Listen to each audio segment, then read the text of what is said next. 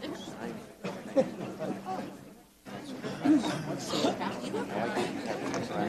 you doing?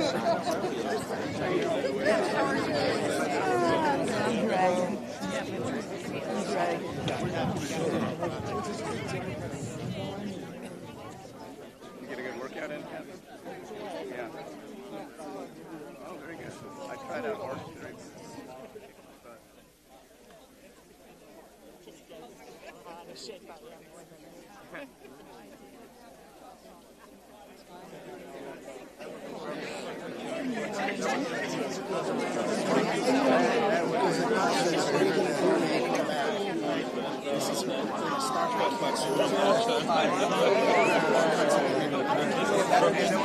It's a good group. Yeah, really good group. All right. Good morning. It's a high honor and a distinct privilege to stand here today with members of the House Democratic Caucus, who I want to thank for their grit, for their strength, for their intellect, for their heart, for their soul, and for their fight on behalf of the American people. We are in this fight until we win this fight for their people.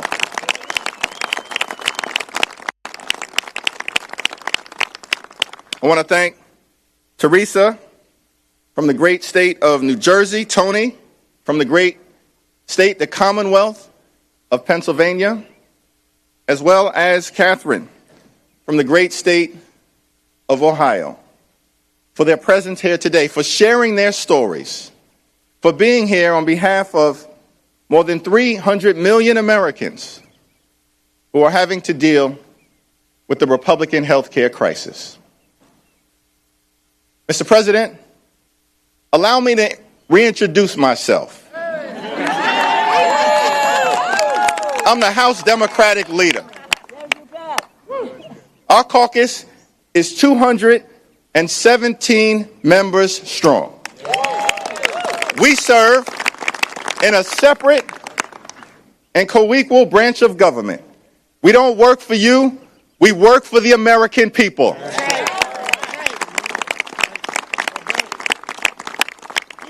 We are fighting to lower the high cost of living and to protect the health care of everyday Americans.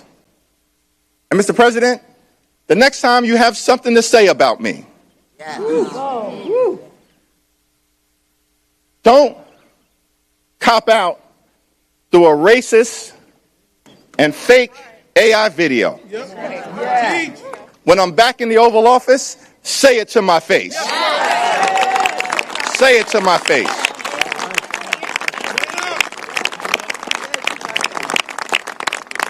House Democrats are here on duty, fighting on behalf of the American people, ready to fund the government in a way that lifts up their quality of life. House Democrats are on duty.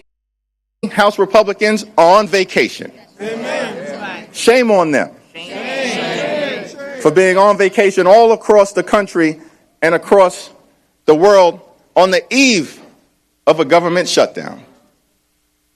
We're on duty. They're on vacation. They're on vacation because they'd rather shut the government down than protect the health care of the American people. That's unfathomable.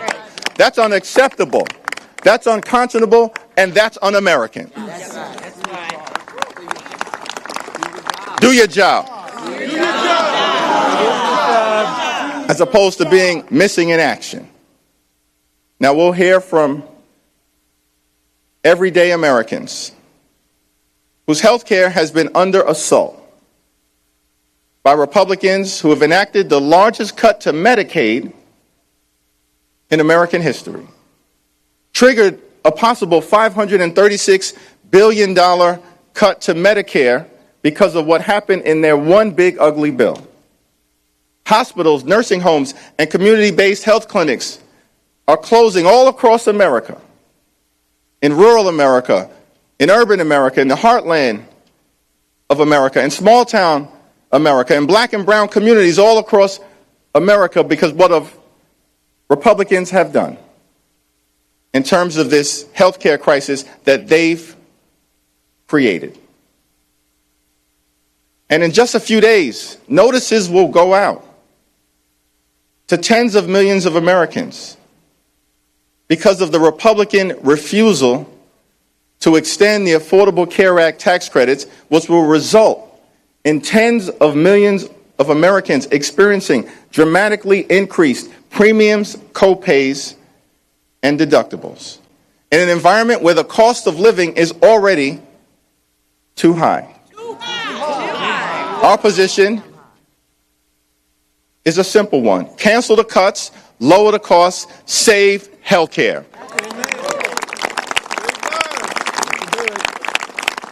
That's what this fight is all about. We're here, we're ready, we're willing and able to find a bipartisan path forward to fund the government in a way that actually meets the needs of the American people in terms of their health, their safety, and their economic well-being. But here's what we're not going to do. We're not going to support a partisan Republican spending bill that continues to gut the health care of the American people. Not now, not ever. We are here to lower the high cost of living. We're here to cancel the cuts. We're here to lower the costs. We're here to save the health care of the American people. And our promise to you, America, is that we will always stand up for what is in your best interest, to make your life better, to ensure that in this country, when you work hard and play by the rules, you can afford to live the good life for yourself, for your family, and for your children. And we know that an important part of that is protecting your health care. So we're here to protect your health care today, protect your health care tomorrow, protect your health care this week, protect your health care next week, protect your health care this month, protect your health care next month, protect your health care this year, protect your health care next year. We will protect your health care at all times and defend your health care until victory is won. It's my honor and privilege to now yield to the whip of the House Democratic Caucus and a champion for women, children, families, and the American people, the Honorable Katherine Clark. Good morning. We thank Leader Jeffries. Our caucus stands with him because he is standing for the American people. And the American people are asking, is this the golden age that Donald Trump promised? Medicare about to be gutted by $500 billion with a T dollars. Nearly 20 million people about to lose their health insurance. Cuts to Medicaid that are already shutting down hospitals. Nursing homes are closing. Premiums are about to double. And the notice is go out tomorrow. Working people can't afford that. Small businesses can't stay open with costs that are exploding around them. And with all the damage that they are doing, you would think Republicans would at least show up for work. Well, we'll tell you what, Democrats are here. We're here to keep government open. We're here to keep hospitals open. We're here to keep children insured. We're here to keep health care affordable. We're here to lower costs for the American people. And Republicans may have skipped town, but you know who always shows up? Moms. Moms like our next speaker. Teresa Loney is here to share what this fight means to her family, because moms are feeling the pain right now. Moms don't know if they'll be able to afford that next visit to the pediatrician. Moms-to-be can't even find an open maternity ward near their house. And Republicans think they should just foot the bill, $15,000 to pay for their own delivery. Moms who are horrified that 40% of the kids in this country are at risk of losing their health care. So, Teresa, we thank you for being here on behalf of all moms, for showing up, for speaking out, and for sharing how these cuts will impact your two boys. Teresa.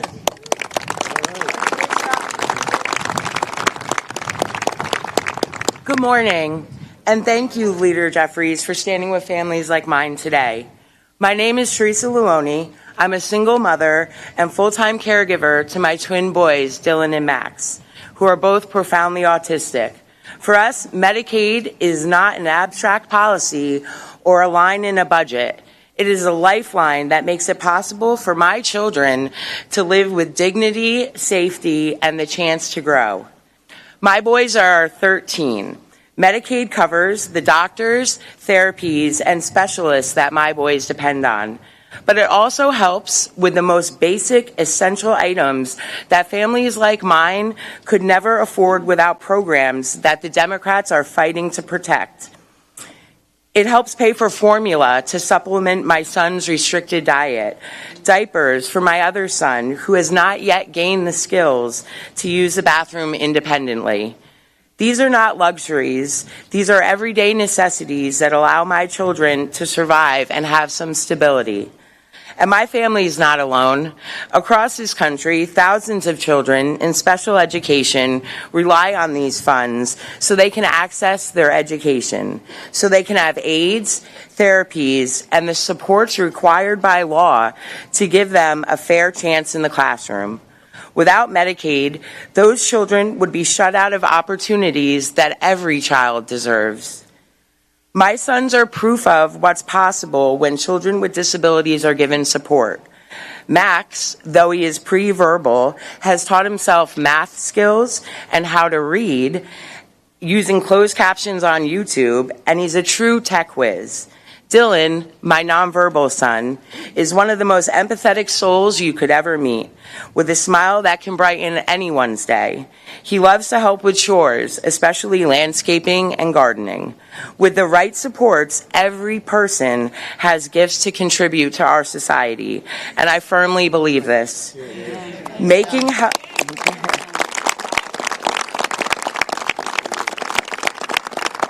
health care inaccessible to vulnerable citizens doesn't just endanger their lives, it stops their futures and the contributions they could make to our communities and our country.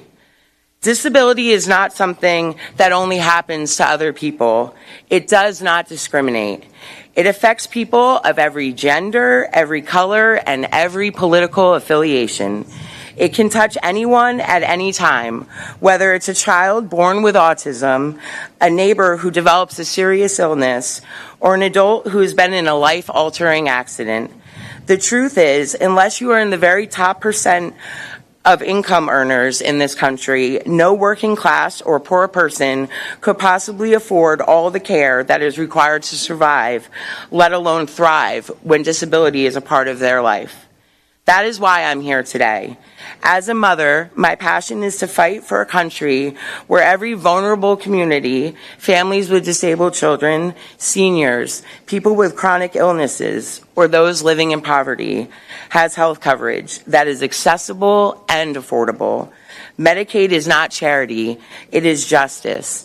It is the guarantee that we do not abandon people who need the most care.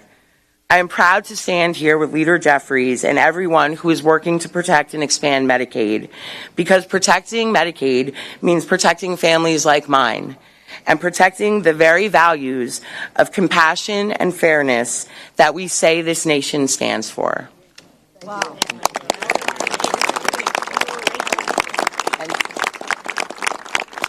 And now we're going to hear from Tony.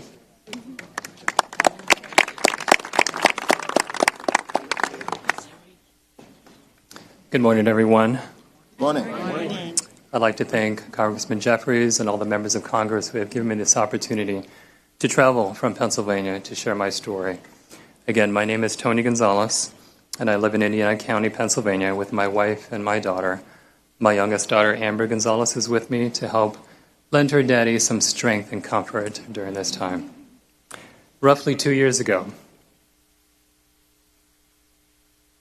I was diagnosed with stage 4 thymic carcinoma cancer, and I'm currently being treated for the cancer and receive chemotherapy, immunotherapy, and radiation therapy regularly. Fortunately, I've been able to purchase affordable health care through the Pennsylvania State Health Insurance Coverage Marketplace called Penny to cover my cancer treatment. Right now, I have a gold plan that has a low premium, all thanks to the ACA subsidies, otherwise known as the enhanced premium tax credits. But even with this low premium and the enhanced premium tax credits, my individual out-of-pocket maximum is still $7,500. Between my wife and me, the total out-of-pocket cost is $15,000. With my cancer treatment, I end up meeting my out-of-pocket maximum every year, and the costs do add up. I'm a full-time college professor for a small college in the Pittsburgh area, but I admit with some embarrassment that I struggle to even pay most of the co-insurance as part of my out-of-pocket responsibility. My wife also has chronic illnesses and is not able to work, so we really rely on the coverage to keep us in the fight for our lives.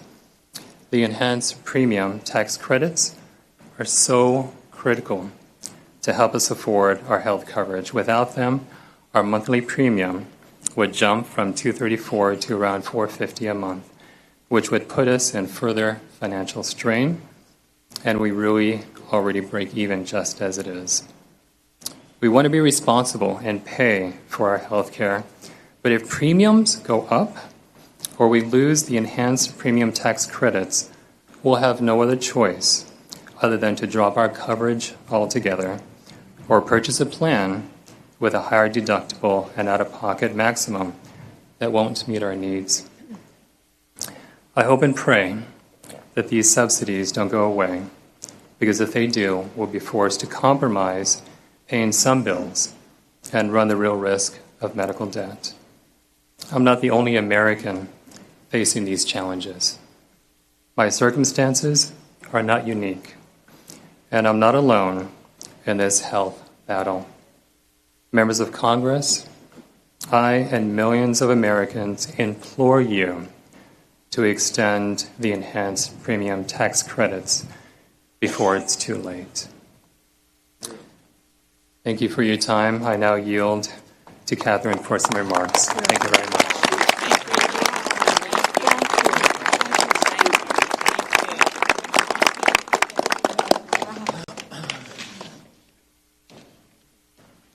Good morning. Morning. My name is Katherine Henderson, and I'm a surgical oncology nurse at The Ohio State University Wexner Medical Center, James Cancer Hospital. I am also proud to say that I am a member of the Ohio Nurses Association, where I am the Health Policy Council Chair, which is an affiliate of AFT. I am here today because I can't remain silent when it comes to protecting my patients and their health. I am here today for my colleagues, near and far, who have committed their entire careers to a cause greater than themselves. Here are the facts. This summer, Republicans in Congress and the Trump White House enacted a big, ugly law that slashed Medicaid and ended health care tax credits for working families, all to fund tax breaks for the wealthy. And the result? A full-blown health care crisis. Up to 15 million people could lose their coverage. Hospitals and clinics will be forced to close or cut essential services. And even those with insurance, like me, will face higher premiums. It could literally mean choosing health care or rent or groceries. And hospitals aren't just health care, which we all know is a fundamental right. They're economic anchors. When a hospital or clinic closes, the whole community feels it. The ripple effects, jobs disappear, schools and small businesses also suffer. The impact here is clear. If this crisis isn't resolved, these places increase burdens not only on patients, but the remaining communities to provide care where the capacity and nurses are already stretched thin. At the James, we take care of patients from across the country. Without insurance, I worry that someone's mother or father or other important family member would have to forego preventative treatment or further cancer treatments. Regardless of your political party, everyone knows that cancer doesn't discriminate and early detection is life-saving. In other words, no one will be spared from this hurt if Congress fails to act. Now we face the looming threat to shut down the government and lay off workers rather than working together to protect Americans' health care. Republicans control Congress and the White House. If the government shuts down, it's because there was a choice made. One that prioritizes politics over protecting health care and keeps our costs from rising.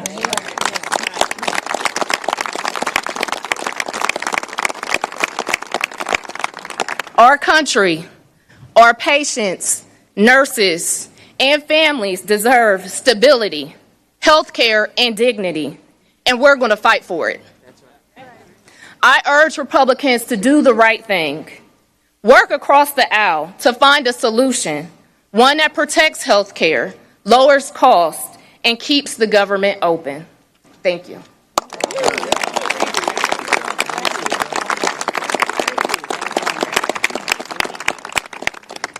Good morning. Thank you so much, Katherine, for framing that discussion and ensuring that we talk about your patients, the people who you serve and see every day. Thank you, Tony, for sharing your story and being honest about the decisions that families will have to make about whether to carry forward with their health care costs, whether to pay their health premiums or make difficult family decisions. And Teresa, thank you so much for taking care of your kids and being the anchor in the family that they need. When House Republicans passed their big ugly law, it was the biggest health care cut in the country that we have ever seen. And the fallout was immediate and it was swift. Hospitals and clinics across this country began closing. Patients started facing longer wait times and travel times. Healthcare workers began losing their jobs, and costs started to go up for everyone. At a time when Americans continue to struggle to afford everyday needs because of Donald Trump's tariffs, Republicans voted to take health care away to make it an expense out of reach for so many. Damage has been done, but Republicans can still change course. Republicans control the House, they control the Senate, and the White House. They could act right now to prioritize the health care of the American public. That's why Democrats are in town. That's why Democrats are here. We're ready to work in a bipartisan way to keep government open, to lower costs, and to save health care. For months, we have been sounding the alarm that the Republican health care crisis that has been manufactured by House Republicans needs to end. Democrats know that unless Congress acts right now to extend the Affordable Care Act tax credits, the dual health care and affordability crisis will continue to get worse. These credits make health care less expensive for millions of Americans when they otherwise wouldn't be able to afford it. Democrats are giving Republicans the opportunity to do the right thing, a second chance to fix the crisis that they've created. Unfortunately, it seems Donald Trump and his Republican henchmen are hell-bent on pushing us toward a government funding shutdown rather than saving health care for their constituents. We implore our Republican colleagues to change course. Abandon that approach. Put people first. Cancel your vacation. Cancel your vacation. Cancel these cuts. Lower costs. Save health care. Work with us. It's what the American people want. We will continue to work to ensure that Americans have the health care that they deserve, the health care that they've been promised, the health care that they have come to expect, so they don't have to make difficult decisions that affect their families, that put their communities in jeopardy. So healthcare clinics don't close and more hospitals don't close their doors.